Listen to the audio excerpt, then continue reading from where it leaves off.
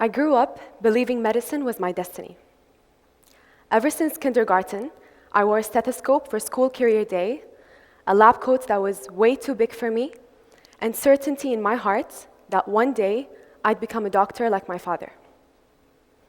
Throughout 12 years of school, I studied really hard. Straight A's, full marks, top of my class. Until I graduated high school, still fueled by the very same dream, now turned into a carefully planned goal. My hard work carried me to one of the highest ranking medical universities in the world, RCSI.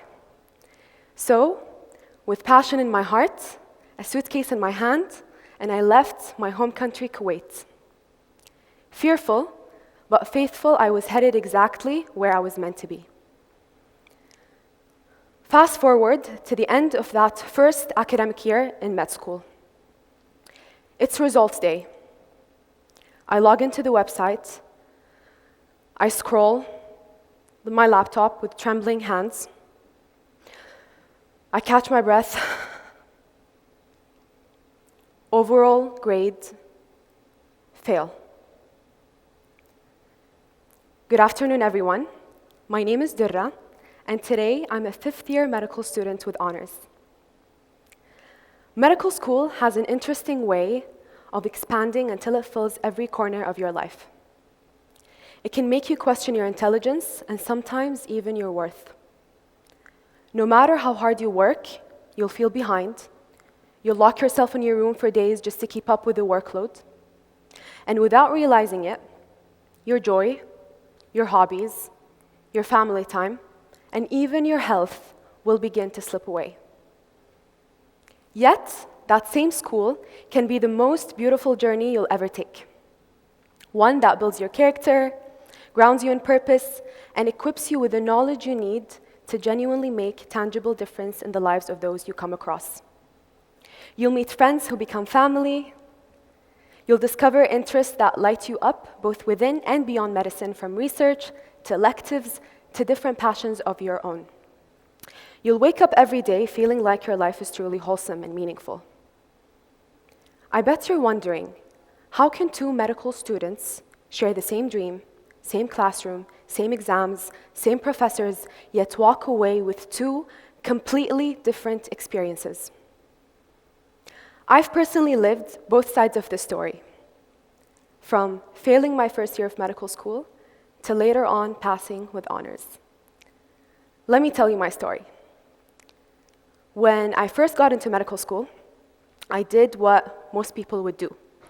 I made my GPA the center of my life.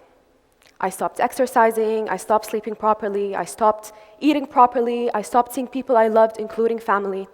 I dropped all my hobbies, and with them, everything that gave my life meaning and joy. I kept telling myself, I can pause my life for the next 6 years and come back later when at least I have my degree. But the more I pushed, the worse things became. I spent more days sick in the hospital than I ever had before entering medical school. I was miserable, and my mental health was quietly falling apart. I told myself this was simply the cost of becoming a doctor. But here's the irony. Despite sacrificing everything for medical school, I still failed my first year. That moment shattered me, personally and academically. As a high achiever, grades weren't just results. Grades felt like they were my identity. They were how I believed I earned my place in medical school to begin with. At the time, I didn't think I was failing. I genuinely believed this was the cost of being a doctor. Torture. What I didn't understand 5 years ago, but I understand deeply now, is that I didn't fail because I wasn't capable. I failed because I was trying to succeed at the cost of abandoning myself. I'd made my life so fragile that the moment one grade went wrong, everything else collapsed. That's when I started asking myself a different question. Not how do I study harder, but how do I make my life a full circle? Because medicine is only one part of the much bigger circle that is your life. And it's only when that circle is whole and complete can it truly move forward. So, I started moving differently. I rebuilt stronger foundations. I built routines of self-care that could support me through the lows and the highs of med school. And I asked myself a simple yet uncomfortable question. Who am I apart from being a medical student? And something unexpected happened. As my life became more balanced, my academic performance followed. Here's what I learned. Locking yourself away and abandoning every other part of your life may look like discipline because it's hard, but it's false discipline. It's the easiest way out. It's a way you can never make it out of at all. Real discipline looks different. Balance is the real discipline. It demands effort, failure, unlearning, relearning, constant adjustment, and a whole lot of discomfort. But it's also what makes life, including medicine, fulfilling, sustainable, and meaningful. We tend to survive every stage of medicine by telling ourselves that it's temporary. We wish time away, convincing ourselves that once this phase ends, life can then begin. But medicine isn't a phase. It's a lifetime career. Medicine doesn't end at graduation. In many ways, it begins there. So, if we can't learn balance as students, we won't magically learn it and master it as residents or consultants. Implementing balance isn't a luxury. It isn't optional. It's the only sustainable way to build a successful and fulfilling career starting from medical school. My experience isn't unique. The research tells the same story. Burnout affects roughly 35 to 40% of medical students worldwide. Among practicing physicians, rates range from 30 to over 50%, depending on specialty and country. Physicians also face a significantly higher rate of suicide compared to the general population. Clearly, there is a problem here, and this problem starts in medical school and then follows doctors into practice. So, what happens if doctors are chronically exhausted, emotionally depleted, and burnt out? Research consistently shows that burnout is linked to increased medical errors, impaired decision-making, and poor quality of patient care.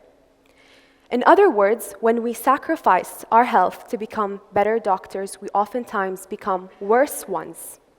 And yet, we glorify exhaustion. We mistake self-neglect for dedication. We mistake imbalance with ambition. But self-care isn't optional. It's a part of being a safe, present, and effective doctor. The biggest mistake we make is sacrificing ourselves for the very career that depends on us, because you simply cannot pour from an empty cup. Here's the reframe that changed everything for me. Imagine your life as a performance. You're standing on stage, juggling so many balls all at the same time. Your health, your career, your responsibilities, your well-being, your family, you name it. The crowd keeps yelling, telling you the same thing. You need better focus. You can't drop anything. But here's what no one tells you. Not all balls are made of the same material. Some are rubber. You drop them, they bounce back. Your grades, exams, achievements. Other balls are glass. You drop them, they shatter. They may not always come back the same. Your health, your well-being, your relationships, your family. True success isn't about keeping every ball in the air. It's about knowing which ones must never fall. So, before you chase the next dream, before you accept the next responsibility, and before you sacrifice another piece of yourself, pause and ask yourself one simple question. Is this ball rubber or glass? Before I end this, allow me to reintroduce myself. My name is Dora. I'm a fifth-year medical student with honors. I'm also a daughter, a sister, a friend. I play the piano, I make art, and I enjoy sports. Thank you.